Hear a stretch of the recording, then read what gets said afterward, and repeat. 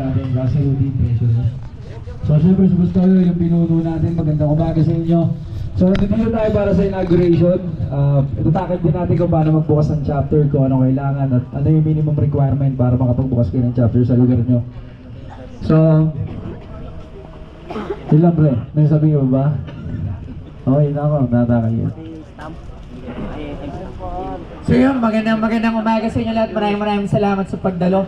So nandito tayo lahat dahil yun, at wala naman na aksidente. So syempre maraming salamat sa mga kaibigan natin kapulisan sa HPG. So bago tayo magsimula, sir, meron po bang any representative from HPG? So syempre kailangan lagi tayong ligtas. Isa sa pinaka-kailangan natin yun, yung safety natin sa isa't isa. Syempre, tayo may mga pamilya at may nag-aantay lagi sa atin sa bahay. So primary natin dito syempre yung kaligtasan ng bawat isa sa atin. So nandito ang HPG para magbigay na i-address ang konting mga alituntunin. So dito kasama natin si Sir Bao, ayan po. Sir, good morning po. Magandang umaga sa ating lahat.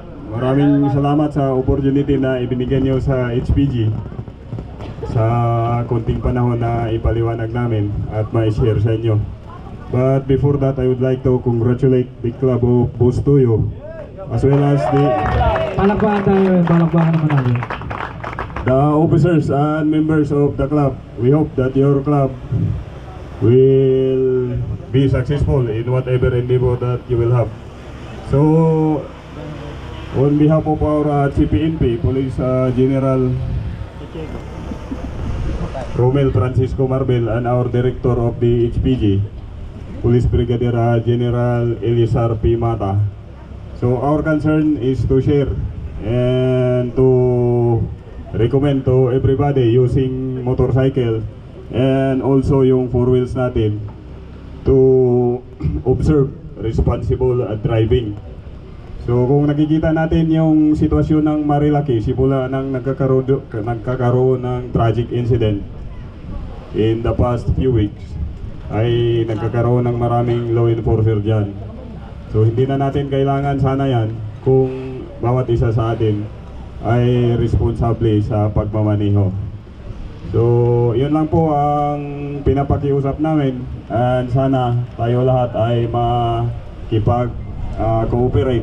So ang tinitingnan naman natin yung kaligtasan. So kung hindi tayo mapunta sa sementeryo, sa ospital, kung hindi tayo nag-observe ng mga panuntunan ng responsible driving. So sana yung goal at objective nyo na nagkaipon-ipon kayo dito ay makamit nyo, at sa safety ng kalsada ay katuwang nyo po yung HPG natin at saka yung local police ng Rizal Police Provincial Office. So again, congratulations sa pagbuo ng club nyo, and hopefully dadami pa yung mga membro nyo at makamit nyo yung mithin ng organisasyon nyo. Magandang umaga sa ating lahat. Maraming salamat, sir. Okay lang ba kayo nababasa o... Ayan, medyo... Ayan, syempre kasama natin ang kapulisan natin mula sa Rizal, si Commander. Maraming salamat dyan, sir. Thank you very much po. So yun, ano nga ba? Simulan natin muna. Ano nga ba itong organisasyon natin? Ba't ko to ginawa? Ba't ko to binuo? Tapos kasama tayong mga mahilig sa pagmumotor. Ayan. Alam nyo, binuo ko to, hindi lang naman to para sa ating mga motorcycle rider. Pero dito ko to sinimulan. At pagdating ng panahon, magkakaroon din tayo ng mga non-riders member. Kasi ang aking pangunahing na advocacy talaga dito, alam niyo kung ba't ko ito binuo, is pakikipagkaibigan, pagtuturing ng pamilya sa bawat isa. Siyempre, pagmamahalan, huwag lang ng mga OBR ng iba. Huwag niyo mamahalin yung mga ibang OBR. OBR niyo lang yung mamahalin niyo. Walang sulutan dito. Tsaka siyempre yung tulungan ng mga miyembro at non-member. Siyempre alam niyo naman ako, mahilig ako sa mga charity works. Gusto ko na makiisa tayong lahat. Hindi ko naman sinasabi na magbigay kayo o kung ano man. Alam niyo, hindi yan sa pera lahat eh. Wala yan sa pera-pera. Minsan yung mga simpleng ways na para tumulong, yun, nandun lang kayo, sumama. Tulong na yun eh. Isa na siyang magandang gawain at ehemplo sa iba. So, ako, pangarap ko talaga, lumaki tayo, dumami.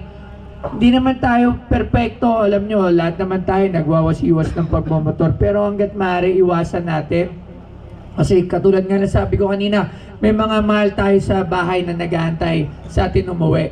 So kung tayo unahin natin yung yabang, forma, tsaka pasikat. Eh, katulad nyo isa, sikat na si Superman, di ba?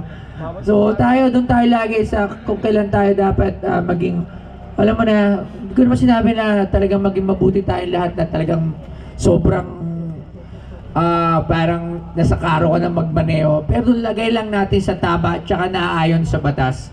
Ayan. Para naman sa mga miyembro natin, kaya ako rito ginawa, ako gusto kasi makatulong din talaga sa bawat isa. Hindi ko man matulungan lahat ng problema nyo. Pero syempre kakibat natin yung iba't ibang ahensya ng gobyerno dito. Mas mapapadali. Andiyan ang PCSO, andiyan ang DSWD, andiyan ang DOH, andiyan ang marami pa ngayon siya ng gobyerno na pwede nating lapitan sa tulong ko. Ako yung magtutulay sa mga miyembro natin kung ano yung mga kailangan. So hindi ko pinapangako ang lahat, pero syempre gagawin ko yung sa aking kakayanan na makatulong sa bawat miyembro natin. At soon, pag tayo malaki na, tumulong din tayo sa mga hindi natin miyembro. 'Di ba? Hindi lang tayo lang, 'di ba? Pero syempre, unahin muna natin syempre yung pamilya natin dito. Tayo dito ay magkakapatid, mga utol. Okay ba sa inyo tawagan natin na utol? Di ba? So utol ang tawagan natin dito. At isa pa syempre dito, ayokong magagamit yung ating club organization dahil ito, inaayos na namin yung mga permits natin dito. So tayo sa motor riding natin, yung organization natin, inaayos ko pa yung pinakapangalan. Pero yung Geng Geng Club Riders, yun yung pangalan ng mga riders. Alright? So, tapos, may mga iba't ibang chapter tayo na mamaya ipapaliwanag paano ba maging chapter chairman, tapos province director. So, at yung iba pang mga pwede nyong, hindi ko naman sinasabing pribilehiyo. Magkaaroon din naman tayo bawat miyembro ito. Basta isa lang masasabi sa inyo, hanggat kayang tumulong, wag naman syempre, ayoko rin naman tayo samantarin natin yung pagiging miyembro natin. Kung talagang kailangan ng tulong magsabi. Pero yung mga maliliit na bagay, baka piti pang birthday, pang binyag, wag tayong ganon. Tsaka syempre isa rin dyan, magtulungan din tayo, magbigay ng trabaho sa bawat isa. Syempre sa dami natin, meron dyan, may mga negosyo, meron dyan, may mga ibang kakilala o may mga posisyon sa mga kumpanya. Diba? Mas mabuti na tayong magtulungan. Kunyari, isa sa atin, nawalan ng trabaho, ganito yung kanyang credentials, meron yan isang supervisor o manager na pwedeng makatulong. Yun talaga ang dahilan dito. Kaya ako to binuo. Hindi to binuo ko dahil para lang mag-ride lang tayo ng mag-ride, magsaya lang na magsaya. Pero syempre, monthly meron tayong ride. Syempre, sagot kong pagkain sa kada ride natin. Sagot ko yan. Piting lugar. Lagi tayo magkakaroon ng ganap. Sa tulong din ng ating mga kaibigan na mga sumusuporta dito sa ginagawa ko. So ngayon, meron ba kayo sabihin? Sino dito? Sino mga taga Cavite dito? Yan, ano pang lugar? Pasay. Ayan, Quezon City. Ano pang lugar yung mga hindi ko nabanggit? Kayo, mga anong lugar kayo? Malabon, Manila, Taguig, Valenzuela, North Caloocan. Alam nyo, sobrang dami. Alam nyo, yung iba kasi hindi talaga namin pinayagan sumama kasi nga maliit lang yung lugar. Pero sa susunod, bala ko, sabi ko, Ternate, Cabiang tayo, tsaka Nasugbu. Tapos dagat tayo doon. Siyempre, libre pagkain tayo doon at may mga farapol. Mamaya may mga farapol din tayo. Yung tago nyo yung mga numbers nyo. Alright, so isa pa pala, wag nyo papaya yung organisasyon natin. Hindi ko kayo kukonsintihin. Kunyari, isang miyembro natin nagpasaway at nalaman na miyembro o kasapi natin, ako mismo ihaharap ko kayo kung sino man yung kunyari may ginawa kayo, miyembro ng Geng Geng, syempre alam nyo naman na mga kaibigan natin, ako mismo yung maghaharap sa kanila, ako mismo magsusurrender sa inyo. So iwasan natin yon. Tsaka yun pa isa, huwag niyong gagamitin yung pangalan natin sa pagsusolisito, paghingi ng pera. Kasi hindi ako mangingi sa inyo ng pera. Yun ang isa. So, huwag niyong gagamitin yung ating organisasyon sa panghingi ng pera, lalong-lalo na sa hindi natin mga kamiyembro. Alright, so ngayon, iwan ko kayo sa ating mga officers. Ipapaliwanag naman paano bumuo ng chapter at ng province chairman kasi para organisado tayo. Dahil alam nyo, naniniwala ako itong ginagawa ko, lalaki to at may kilala tayo bilang maayos. Ayoko talaga ng maging pasaway tayo sa daan o maging pasaway tayo sa lipunan. Alam niyo naman dati, sobrang pasaway ako. Yung may-ari nito, itong pangarap, si Baby, alam niya kung gaano ako kapasaway. So kanina niyakap niya ako nung nakita niya ako dahil hindi niya inakala na magiging ganito yung buhay ko. So kung kayo man pasaway, natural lang yan, pero sikapin nyo nang baguhin yung sarili nyo. Hindi ako nagpapaka-plastic dito, sabi ko mabuti akong tao, pero at least natuto ako. Tratado pa rin ako, syempre. Hindi natin maalis yun sa pagiging totoo, tratado pa rin naman ako, pero ilalagay natin sa ayos. So kaya, pag walang nakakakita. Diba? Alam niyo naman na social media ngayon, lahat napapansin, kahit utot, ipopost para mapansin lang. So iwasan lang natin. Mas magandang may post ka dahil maganda yung ginawa nyo. Diba? Kunya, na-post ka to, kaya tumulong, mas maganda, tsaka mas masarap sa kalooban. So yun. Yung geng-geng, ako yun eh. Yung geng-geng kasi tawag ko yun sa taong hindi nawalan ng pag-asa. Hindi nawalan ng, alam mo yung lumalaban lagi, masipag. Tsaka syempre, nagbago. Yun sa akin, yun yung tawag ko sa mga geng-geng na, di ba, nagsipag, nagbago, tsaka tinutuloy yung pangarap. Lahat tayo may pangarap dito at lahat yung pangarap na gusto ko matupad nyo yan. Nandito naman tayo lahat dito magkakapatid tayo Unang-una, ayoko rin syempre, natural, bisan hindi tayo magkakasundo. Pero pag may mga ganong bagay, lapitan nyo lang ako o yung mga officers natin sa national chapter. Kasi kayo 300 dito, kayo yung unang membro ng national chapter. Okay, kumbaga tayo yung founding members. Lahat ng 300 na makatanggap ng certificate, kayo yung founding. Tayo yung nagsimula. Kung tayo umabot ng ilang libo, may pagmamalaki natin na tayo yung nagsimula dito. Alright, so maraming salamat ulit sa inyong lahat. At sana makinig kayo Sabi naman sa inyo, okay lang, yung pagiging tarantado, yung pagiging natural yan tao tayo, nagkakamali tayo, pero wag lang natin ugaliin. Tsaka syempre, katulad na sinabi ko, huwag nyo papakita. Ayan, maraming salamat. So para naman sa mga iba pang sasabihin at para dito sa ating organisasyon, iwan ko kayo kay ating president. Pakilala ko pa lang muna yung mga national officials natin dito sa national chapter. Ayan si Jack Angelo, yung ating president club kasi napaka-active nito. Dahil ko itong kasama, ayan si Jack. Nandito yung vice president natin si Martin. Yung ating sergeant at arms si Benji, halika dito.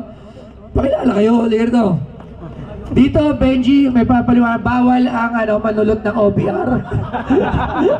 Hoy walang sulutan ng mga OBR dito Ito naman ang ating secretary na napakasikaso, si Borta. Si Rudy, syempre, ang ating treasurer. Nagkataka kayo, ba't may treasurer? Hindi naman ako makolekta sa inyo. Yung pera ko, bibigay ko sa kanya para maggastos natin. Alright, so ayan. So, ito na, iwan ko sa inyo. Maraming salamat sa inyo lahat. Gaya mga kapatid utol. Paano yung kamay? Paano yung kamay? Yo. Hello. So yun, punta naman tayo kung paano magbukas ng chapter sa lugar nyo. So since lahat kayo is nasa main chapter na, so hindi nyo na kailangan magbukas ng chapter sa inyo, pero pwedeng kayong magsabi pwede yung, under pa rin kayo doon sa lugar na yun, pero pwede kayong magsabi doon sa halimbawa sa isang lugar nyo, merong isang leader. Siya yung nakikita nyo na pinaka-hinog para maging leader. Ipa-PM nyo siya sa amin para may screening namin. Kasi gusto ni Boss Toyo, may screen yung hahawak ng isang ng chapter So sa city yun sa NCR. Yun. Dako naman tayo sa province. Sa province naman, Siyempre sa sample Cavite. Yung Cavite, merong Tanza, may Imus, may Bacoor, marami, di ba? So maglalagay tayo ng parang governor doon.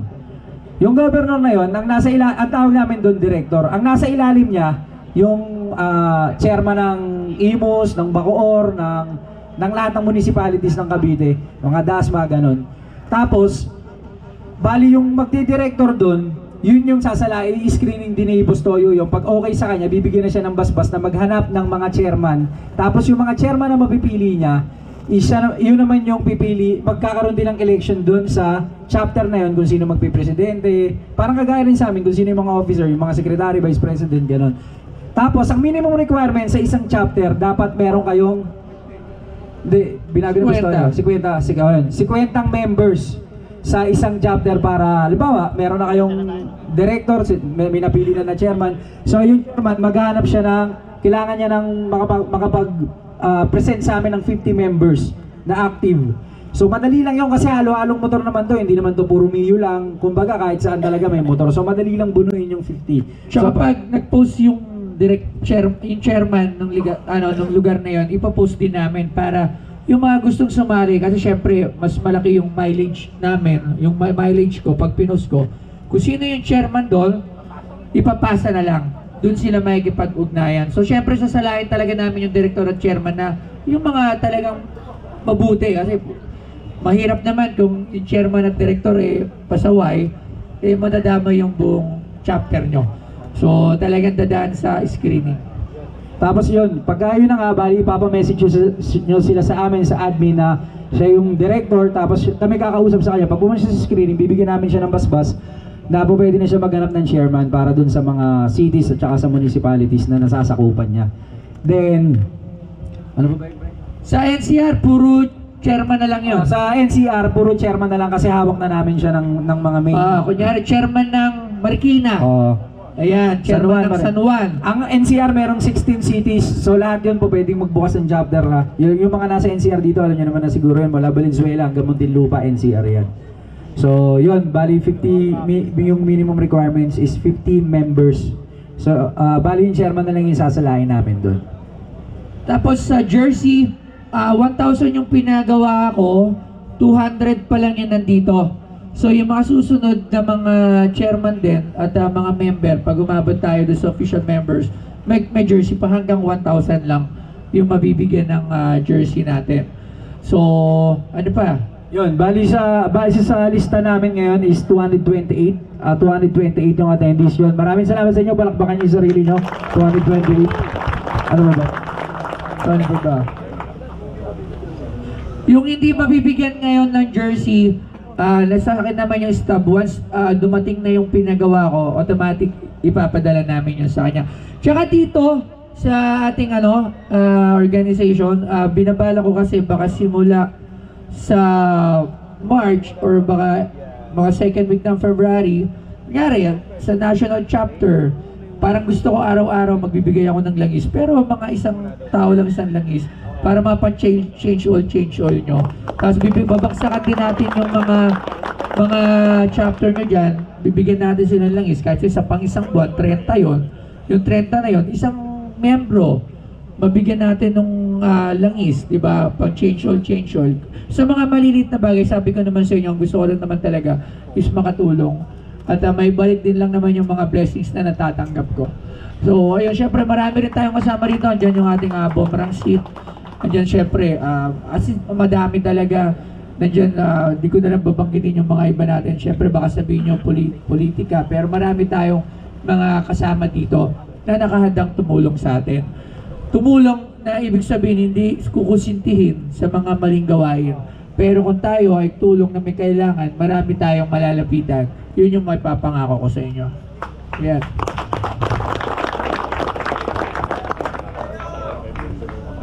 Kaya may sabihin, Benji, ikaw, bilang sa peace and order, ikaw. O, ito. Ano sabi mo? Iborta may sasabihin.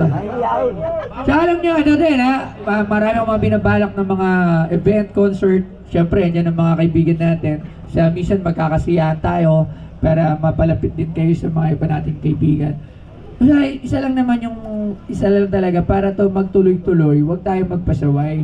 Kasi once na nasira tayo, sa akin to, kumbaga, ako yung accountability dito, ako yung magiging yung responsable sa mga miyembro.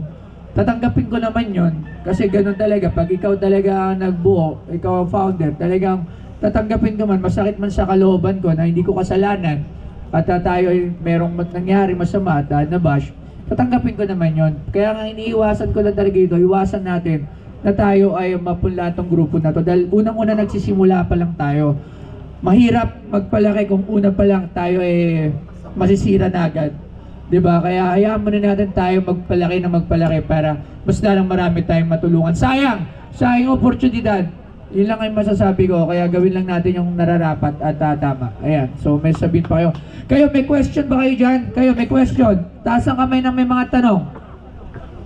Sige sir, lapit ka rito. Halika, lapit ka. Huwag kayong maiyak. Pag may tanong kayo, magtaas na kayo ng kamay. Halika rito. Ano pangalan mo, Tol? Tanong ko lang po yung paano po pagka may charity po yung per chapter? Paano po ba yung circulation po?